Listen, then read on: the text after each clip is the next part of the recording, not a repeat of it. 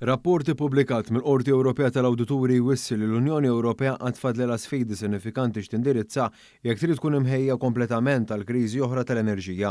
Għalkemm l-Unjoni Ewropea adottat għadd ta' miżuri ta' emerġenza biex tilqa' deċiżjoni tar-Russja li tagħlaq il-provvista lejn l-Ewropa bħala ritarjazzjoni għas-sanzjonijiet imposti fuqha bil-gwerra, il-benefiċċji ta' dawk l-azzjonijiet mhux dejjem kienu ċari qalet il-Qorti Ewropea tal-Awdituri. Minn barra dan, ir-rapport tagħha jipponta wkoll lejn numru ta' sfidi ġodda li l-istituzzjonijiet ta' 27 stat membru trid taffaċċja jekk trid tassigura provvista tal-gass fuq perjodu twil ta' żmien, inkluż dipendenza akbar fuq liquefied natural gas l-LNG u l-ħtieġa ta' dekarbonizzazzjoni ta' parti mill-konsum tal-gass.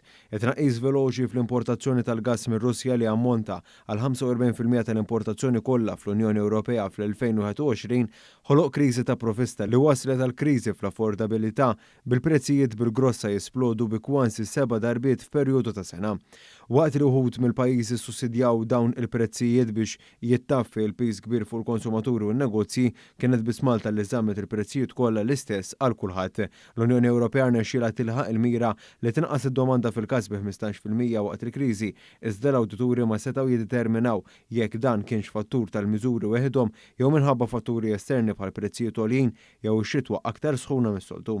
Bħarsa il-qudiem l-awdituri jkonkludu li l-Unjoni Ewropea teħtieġ issaħħaħ il-qafas tal-affordabilità tal-gass tagħha waqt li l-ħtieġa li jitnaqqas it-tniġġis mill-konsum tal-gass bħala parti mill-miri ambjentali sal-2050 se tinħass ferm aktar.